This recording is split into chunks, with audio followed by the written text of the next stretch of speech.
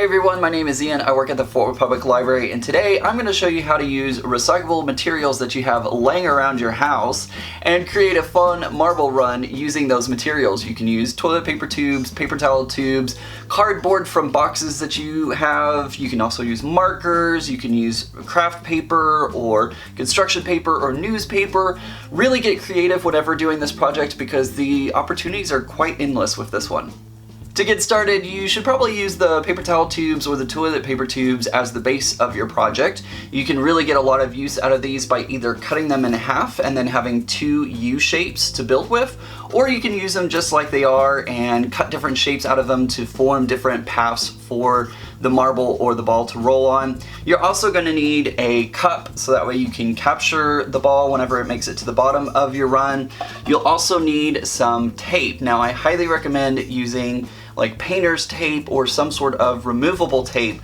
Don't use duct tape or scotch tape or anything of that nature. You don't want to damage your walls or whatever you're taping your run onto. So make sure it's painter's tape or some sort of removable tape whenever you're doing this project.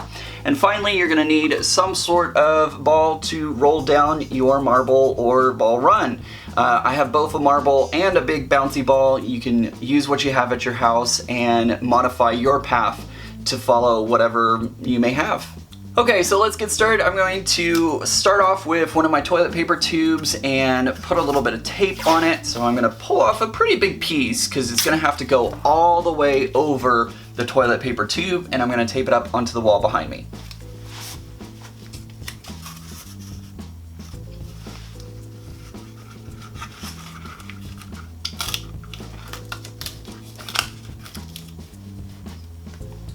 Okay, I have my starting point up. Now I'm just gonna keep going with the toilet paper tubes to make a path.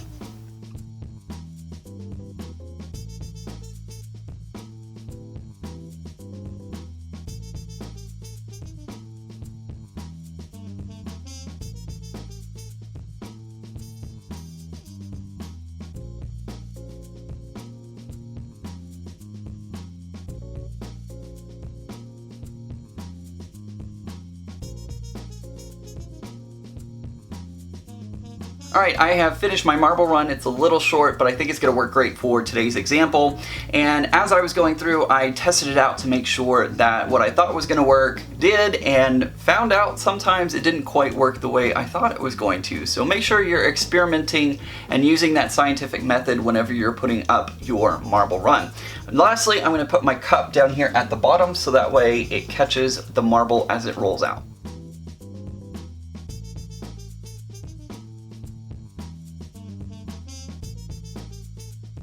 Alright, let's go ahead and give this marble run a try. I'm going to start the marble off at the top. Here we go. 3, 2, 1, go!